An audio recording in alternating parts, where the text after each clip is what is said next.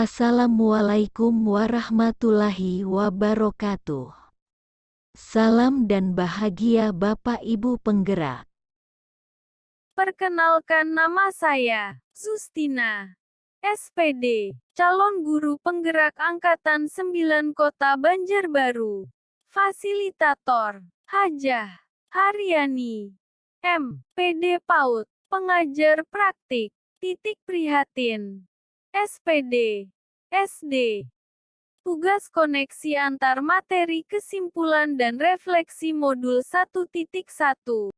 Video kali ini saya akan menjelaskan apa yang Anda percaya tentang murid dan pembelajaran di kelas sebelum Anda mempelajari modul 1.1.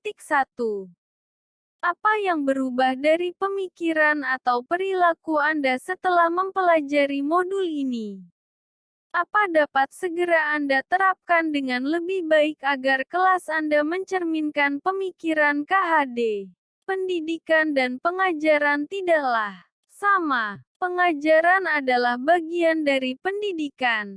Pendidikan dan pengajaran tidaklah sama, dan pengajaran adalah proses pendidikan dalam memberi ilmu untuk kecakapan hidup anak secara lahir dan batin.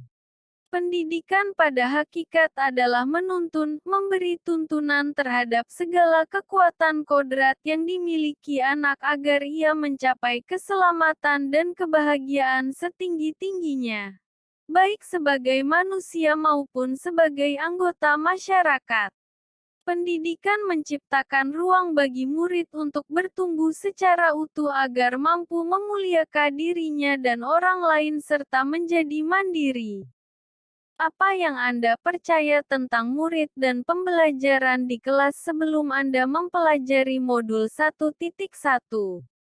Sebelum mempelajari modul 1.1 pembelajaran yang saya lakukan, saya sudah mulai mulai lebih berfokus pada banyak perhatian pada inklusivitas. Artinya saya sudah bagaimana setiap orang dapat merasa dihargai dan didengarkan dalam proses pembelajaran. Namun, saya sadar bahwa saya masih memiliki banyak hal untuk dipelajari dan ditingkatkan upaya menciptakan pendekatan pembelajaran yang lebih baik. Sebelum mempelajari modul 1.1 pembelajaran yang saya lakukan, saya juga sudah mulai mencoba untuk memberikan ruang bagi gagasan kreatif dan berpikiran terbuka. Namun, saya menyadari bahwa saya masih jauh dari mencapai penerapan yang sempurna. Sebelum mempelajari modul 1.1 pembelajaran yang saya lakukan, saya sudah mulai mencoba untuk lebih mendengarkan dan menghargai pandangan rekan-rekan saya, serta memberikan mereka kebebasan dalam berekspresi. Saya juga mencari peluang untuk belajar dari beragam sudut pandang. Saya juga sadar bahwa masih banyak yang harus saya pelajari dalam mengaplikasikan nilai-nilai positif ini dalam pendidikan kita. Coba menerapkan pendekatan learning ownership atau kepemilikan belajar. Ini adalah pendekatan di mana siswa memiliki peran aktif dalam proses pembelajaran mereka sendiri. Meskipun kami sudah mulai menerapkannya, kami merasa bahwa masih ada potensi yang bisa kita eksplorasi lebih dalam. Namun, setelah saya mempelajari modul 1.1 tentang pemikiran KHD, saya menyadari bahwa apa yang saya pikirkan dan saya lakukan selama ini sudah tahap perkembangan. Setelah mempelajari modul 1.1, saya menyadari, seharusnya saya berdiskusi dengan rekan kerja tentang langkah-langkah yang telah diambil dan berbagi pengalaman. Kami mendukung satu sama lain untuk terus meningkatkan pendekatan pembelajaran kami. Saya mulai mengajak siswa untuk lebih berpartisipasi dalam proses pembelajaran dan memberikan mereka lebih banyak ruang untuk berpikir mandiri. Saya juga berupaya menciptakan lingkungan di mana beragam sudut pandang dihargai dan dihormati. Saya memeriksa kembali pendekatan dan metode pembelajaran yang saya gunakan sebelumnya, dan mulai melihat di mana ada potensi untuk meningkatkan inklusivitas, kreativitas, dan kebebasan berpikir.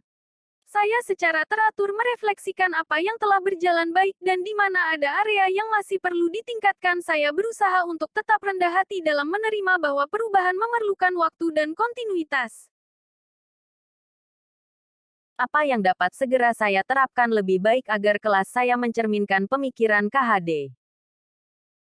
Yang dapat segera saya terapkan dalam Pembelajaran di kelas antara lain merancang pembelajaran yang interaktif dan mengenangkan dengan melibatkan murid sesuai metode student center.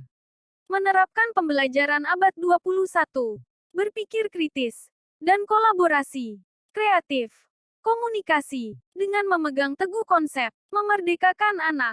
Pembelajaran tidak lagi menuntut tetapi menuntun.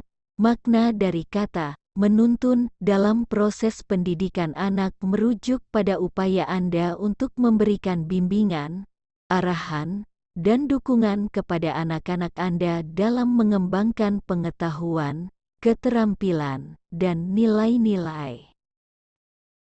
Kesimpulannya, pendidikan adalah menuntun segala kekuatan kodrat yang ada pada anak dengan hati, dengan menanamkan nilai-nilai budi pekerti agar anak kelak menjadi manusia merdeka seutuhnya. Kemudian saya refleksi bahwa dalam pendidikan itu ada 3 kunci: pertama merdeka belajar, kedua kolaborasi, dan ketiga well-being, yang diartikan peserta didik dan guru menerapkan konsep merdeka belajar dan berkolaborasi mengembangkan potensi sesuai karakteristik peserta didik, demi mewujudkan peserta didik yang senantiasa selamat dan bahagia. Terima kasih. Salam Guru Penggerak.